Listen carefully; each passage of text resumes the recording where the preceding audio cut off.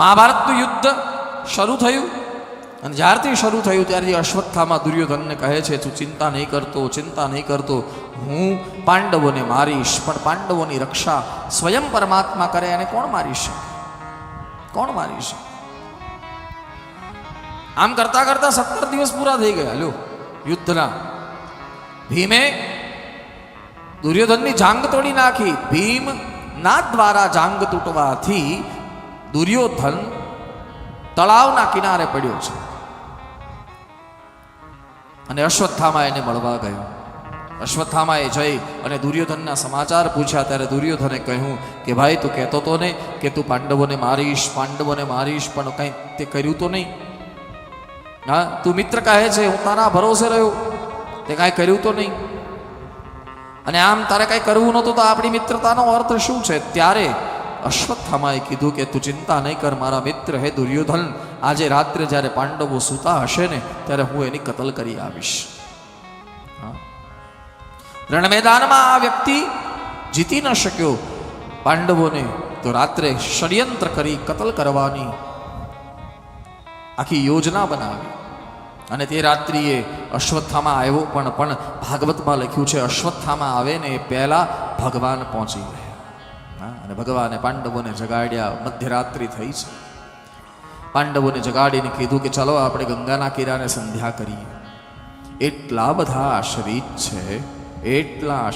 છે કે એમ પણ દલીલ ન કરી કે અત્યારે મધ્યરાત્રિએ કઈ સંધ્યા?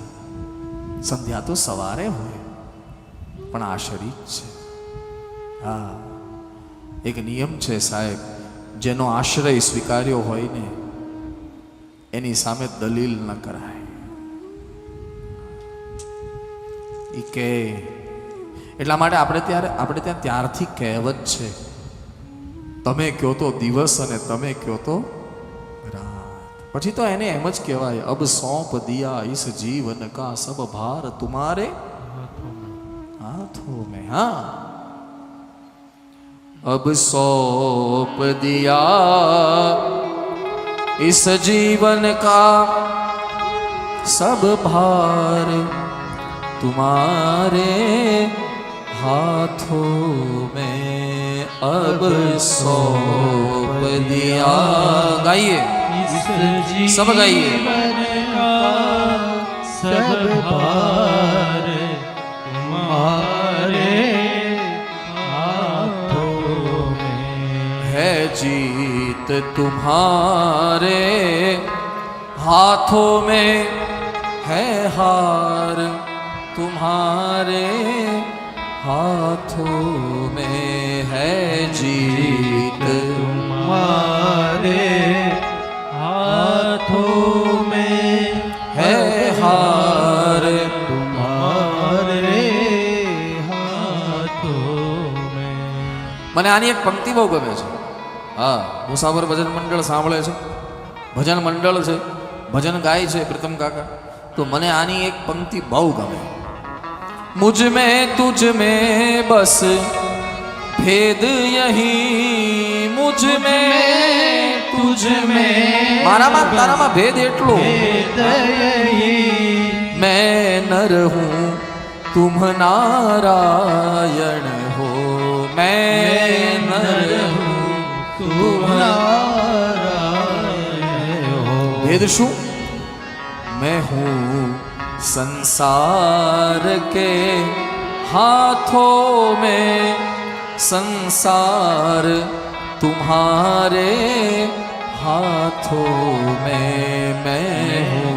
अब सौंप दिया. संसार के हाथों में संसार तुम्हारे हाथों. નિવૃત્ત જગતગુરુ આદિ શંકરાચાર્ય જે હવે બ્રહ્મલીન છે. તમે હરિદ્વાર ગયા હશો તો ત્યાં એક મંદિર જોયું હશે, ભારત માતા મંદિર.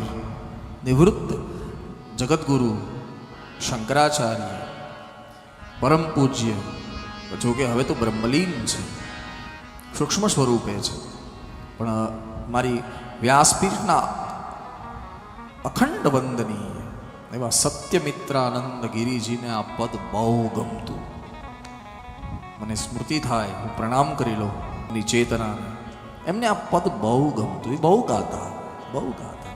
અબ સૌંપ દિયા इस जीवन का सब भार तुम्हारे हाथों.